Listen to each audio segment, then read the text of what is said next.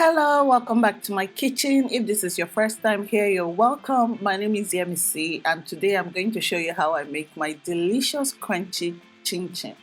If you've been making chin chin and you've not been successful, don't worry. Today I'll show you all my tips and tricks. So if you're interested, keep watching, click the like button and subscribe. For ingredients, we'll be using all-purpose flour. A list of the ingredients will be in the description box.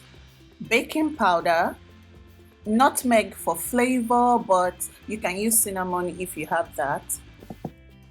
Sugar, I'm using according to my preference. You can choose how much sugar you want in your recipe. I'm also adding some powdered milk. For this recipe, I'm using powdered milk. You can use liquid milk, but that would mean you don't need water. My first step will be to mix all the dry ingredients together. I always do this when I'm baking anything or have anything to do with flour. So I mix all the dry ingredients together, then mix all the wet ingredients together. So this is just flour, baking powder, nutmeg, powdered milk, and sugar. Now I'm going to add margarine. You can use butter, but I typically use margarine for this recipe. And yes, margarine is different from butter. Now I'm just going to add the margarine to the flour and then rub it in. What you should get is something crumbly, just lightly crumbly. And please make sure everything you're using is room temperature. Next, I'm going to crack open an egg. I'm using just half of it. Make sure you check the description for the recipe. Don't listen to the measurements I'm calling in this video. Check the recipe in the description box. I'm creating a hole in the middle so that my hands does not really touch the egg. So I'm just going to fold it in with style. The first tip I'll give you for chin chin is this. If you use egg, it's going to make your chin chin rich. It's going to make it softer. Without egg, your chin chin is going to be hard. So if you're going for hard chin chin, then maybe you should take out the egg. Also, if for health reasons you can't eat egg, just know you can still enjoy chin chin. Now I'm adding a bit of water to the dough, room temperature. If I use liquid milk, I wouldn't need to use water. Now you're just going to mix the dough until it forms just a ball, until it's not scattered anymore. And this does not take more than 2 minutes. You don't want to overmix it. So just mix it till you can form like what you see in the video. Next, you get a clean surface. I'm using my chopping board and I just apply flour lightly on it.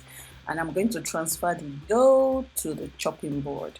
Now, before cutting into the dough, I allowed it to rest for about 10 to 15 minutes. This means I did not touch it, I just allowed it to relax. You need a rolling pin, but I am going to improvise here because when I was little, this is how we used to make chin chin. If you don't have rolling pin, you can use bottle of drinks, you can use a cup, you can use your hands, and in this video, I'm going to use my hands to flatten the dough.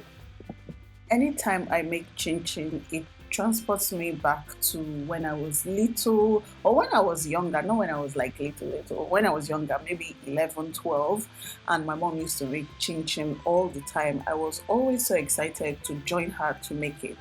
Back then, we didn't really use recipe books and you just use your intuition to cook some things. The chin chin used to be so good. And I feel like chin chin has different tastes. Everybody has what they like in their chin chin. Some people like it soft, hard, crunchy. Everybody has something different, but there's nothing like homemade chin chin. As you can see, I'm still pressing it down till I get the desired thickness that I require.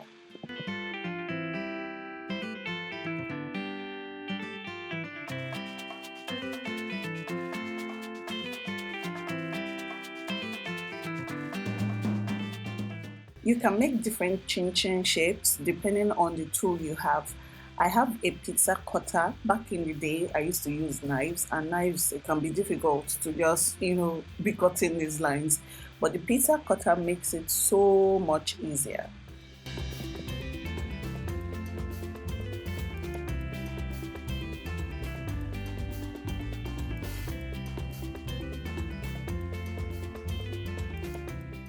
There's a chin chin memory that I have and I want to share with you guys. When we lived in Warri, we used to drive from Warri to Lagos road trip like every Christmas time. And there's one chin chin spot I remember. It was peppered chin chin. And I remember the taste so well. I can never ever forget it. But when I talk about peppered chin chin now, a lot of people start looking at me like, yeah, me see, you really want to put pepper inside everything. But no, I remember the chin chin of my childhood. There was a place between Warri and Lagos where they sell peppered chin chin. I can't remember where exactly it was. I don't know, but I remember that chin chin. We used to stop to buy it. If you know the chin chin I'm talking about, please leave it in the comment section. I really want to find my tribe.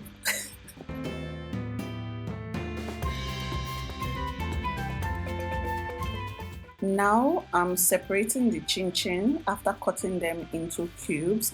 You can create any shape that you like. You can have them long, you can have it short, you can make spirals, but like I said, all of that depends on the tool you have. So I'm just making the regular chin chin shape, which is the squares, the little boxes or the cubes. Try to make sure the shapes are as uniform as possible because this will affect the frying. If you put different sizes in the pan, the little ones will get burnt before the big ones get cooked. So try to get as uniform shapes as possible. The next chin chin tip I have for you is regarding baking powder. Please make sure you're using baking powder, not baking soda, because a lot of people make this mistake. They don't do the same thing. So what you need is baking powder. If you want your chin chin to be like rock hard, you can totally not put baking powder. Just skip it. But if you want it to be soft, you put a lot.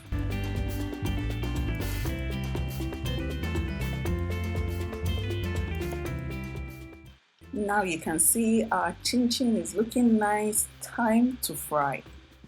Please get a deep pot to fry your chin chin. I recently bought this pot and I showed it in my blog and I've been using it for so many things. It's come in handy. So I'm just checking the temperature by using my omorogun aka spatula and putting the end in the oil. If it bubbles like this, it means it is ready or it is hot enough. I've put some chin chin in the basket and I'm transferring to the oil. You don't want to overcrowd your oil, if not, your chin chin is going to be soggy. And nobody likes chin chin that has soaked oil. I have another chin chin tip for you. If you put like one single chin chin in the oil and it soaks to the bottom of the pot, it means your pot is not hot enough. If it floats fast immediately, like immediately you put it, it just came up, then the oil is too hot. It should gradually lift from the bottom to the top.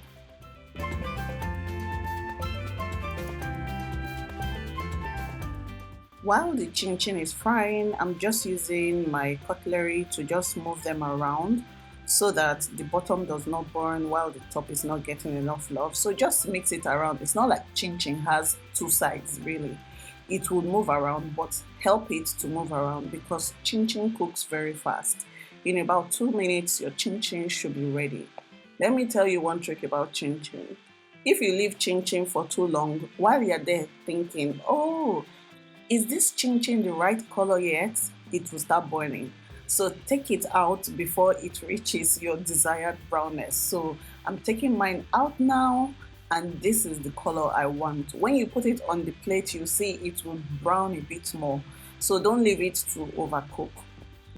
After frying the chin chin, transfer to a flat surface so that they have space to breathe. You don't want to clog them up. If not, they can get really soft. You need them to find space to cool. So put a kitchen tissue and allow the chin chin to drain. So allow the tissue to absorb all the oils. If you taste the chin chin as soon as it comes out, it will not be crunchy. So you need to give it time to get cool. Wait for your chin chin to get cool before biting it. Don't now say your chin chin was not crunchy. So this is what my chin chin looks like. It was so yummy, so delicious. It's actually in between crunchy and soft. It is not so crunchy that my teeth needs to pull out, and it is not too soft for my liking. Hope you like this recipe. If you recreate it, please tag me on Facebook, Twitter, Instagram, even YouTube. I would love to see your recreation of this recipe. And if you're watching and you're not subscribed, why are you doing that? Subscribe. New recipe every week. I'll see you guys in my next video. Bye.